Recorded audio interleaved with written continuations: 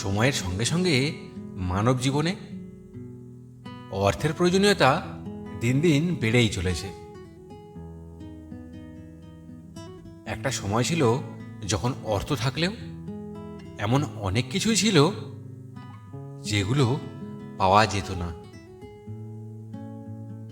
কিন্তু বর্তমানে অর্থ দিয়ে পাওয়া যাবে না এমন কোনো কিছুই হয়তো আজ আর নেই। আজ এমন একটা সময়ে এসে পৌঁছেছি আমরা, যেখানে অর্থ দিয়ে প্রায় সব কিছুই কেনা সম্ভব। একদিন একজন সাধক এক সাধনা সভায় ভক্তদের উদ্দেশ্যে বলছিলেন যে অর্থের পিছনে ছুটো না, অর্থের নেশা হচ্ছে একটা মায়া জাল, আর সেই জালে যে আটকা পড়ে তার জীবন দুঃখ এবং দুর্দশায় পরিপূর্ণ হয়ে যায়। আর এই কথা শোনা মাত্র সেখানে উপস্থিত ভক্তগণ করতালি দিয়ে সাধকের কথার সহমত পোষণ করেন। তারা এটাই বুঝে উঠতে পারে না যে সাধক বাবা যে নিজেই অর্থের বিনিময়ে এই উপদেশ সভায় তাদেরকে উপদেশ দিতে এসেছে। আর এটাই হলো এই জগতের আসল মায়া, যে মায়ায় এই সমাজের প্রায় অর্ধেকের বেশি মানুষ বিভোর হয়ে রয়েছে।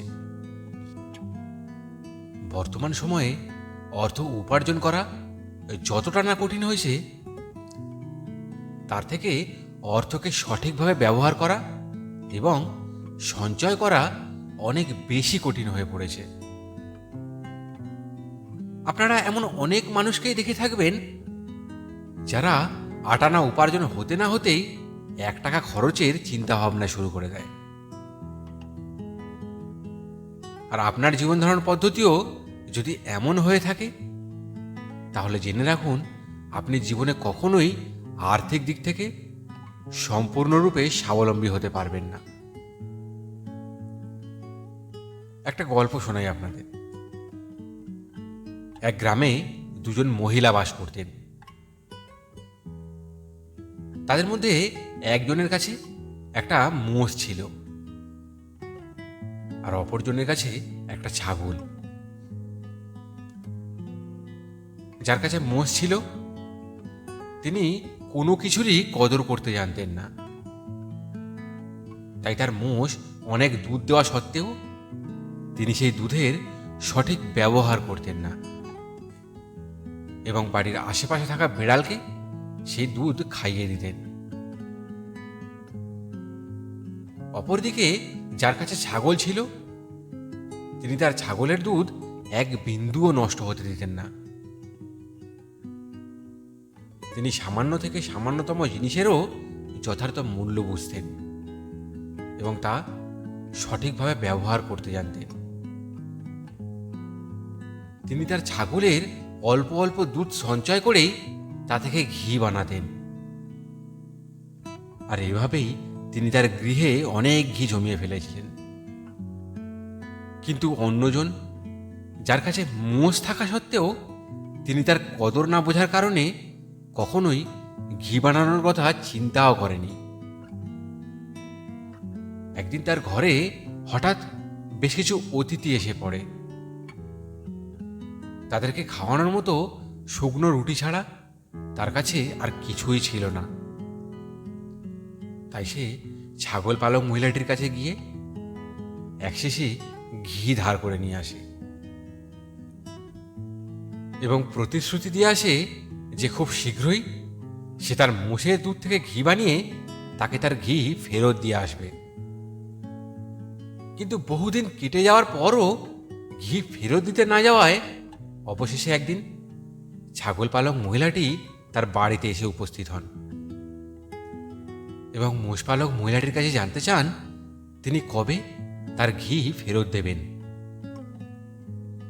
একথা শোনা মাত্রই মোষ পালক মহিলাটি বিস্মিত কণ্ঠে বলে উঠলেন, তোমার কাছ থেকে আমি কবে ঘি আনলাম? আমার নিজের কাছে এত বড় মোষ থাকা সত্ত্বেও আমি কিনা একজন ছাগল পালকের কাছ থেকে ঘি আনতে যাব?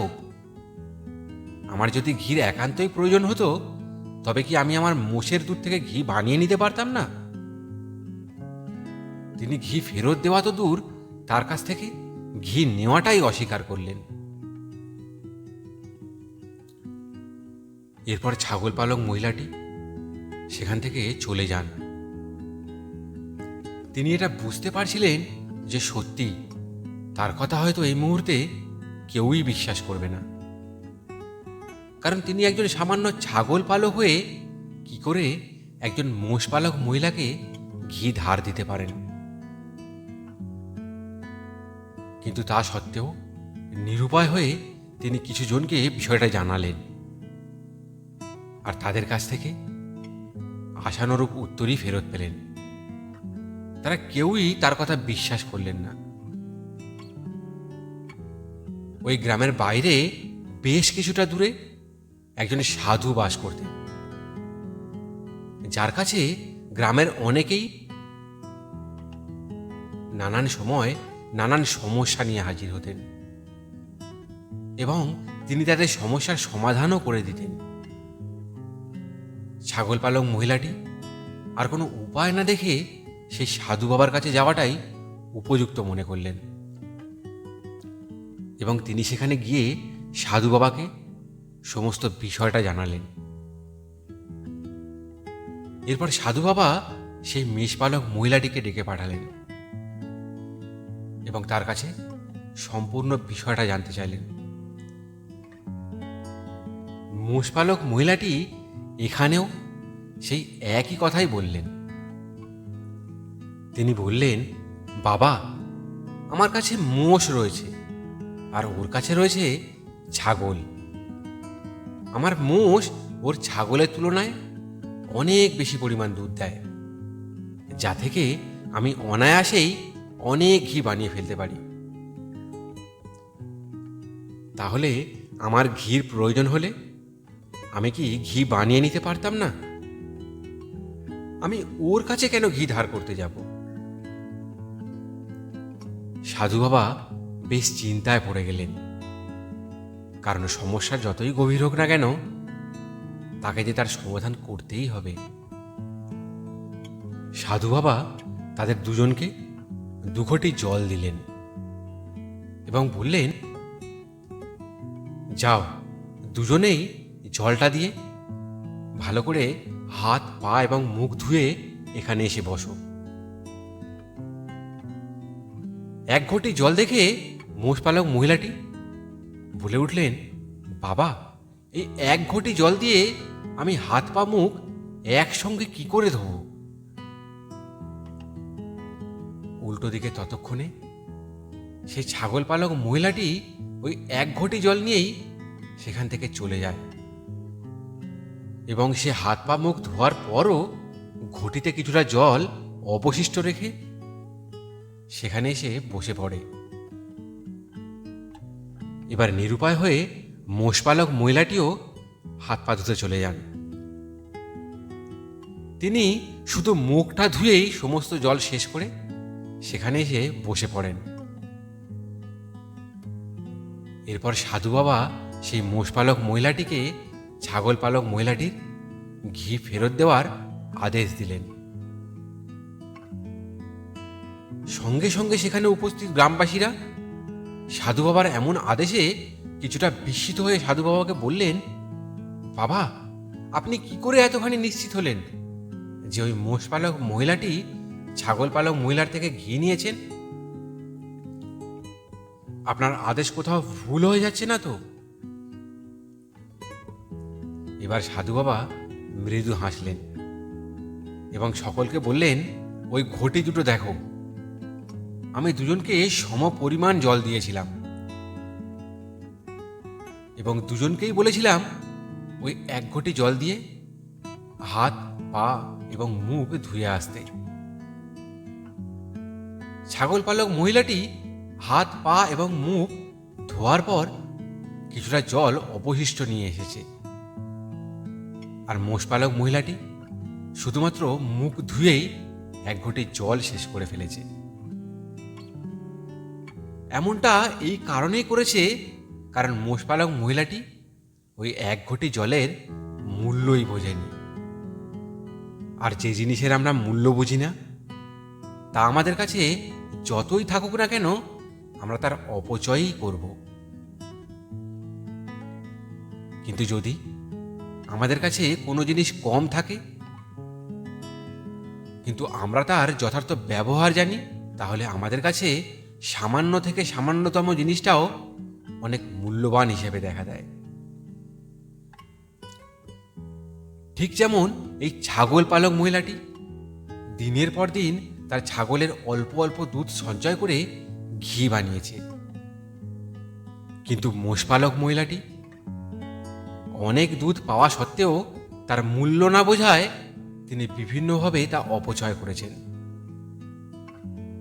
যে কারণে যখন বাড়িতে অতিথিরা এসেছিলেন তখন তিনি তাদেরকে ঘি খাওয়ানোর জন্য ওই ছাগল পালক মহিলার কাছে যেতে বাধ্য হয়েছিলেন। পরিস্থিতি প্রতিকূল দেখে মেষপালক মহিলাটি সঙ্গে সঙ্গে বাবার পা ধরে কাঁদতে লাগলেন। বললেন, বাবা, আমায় ক্ষমা করে দিন, আমি আজই বাড়ি গিয়ে ওর এক শিশি ঘি ফেরত দিয়ে দেব। আশা করি এই গল্পটি থেকে আপনারা নিশ্চয়ই বুঝতে পেরেছেন যে আজ আমাদের করা ছোট্ট ছোট্ট সঞ্চয়গুলো কিভাবে ভবিষ্যতে আমাদেরকে অনেক বড় লাভ দিতে পারে। তাই অর্থের প্রয়োজনীয়তা বুঝে তাকে সঞ্চয় করতে শিখুন। আমরা কত উপার্জন করি সেটা বড় কথা নয়, বড় কথা হলো আমরা আমাদের উপার্জিত অর্থটাকে কোথায় এবং কিভাবে ব্যবহার করি। অর্থ ব্যবহারের ক্ষেত্রে আমরা যে ভুলগুলো সাধারণত করে থাকি সেগুলো আমি এর পরবর্তী ভিডিওতে বিস্তারিতভাবে আলোচনা করব। ধন্যবাদ, ভালো থাকবেন। ভিডিওগুলো থেকে যদি আপনি একটুও উপকৃত হচ্ছেন বলে মনে হয় তাহলে দয়া করে চ্যানেলটা সাবস্ক্রাইব করে পাশে থাকা ঘন্টাটা বাজিয়ে দেবেন, যাতে পরবর্তী ভিডিওগুলোর নোটিফিকেশান সবার আগে আপনার কাছে পৌঁছয়।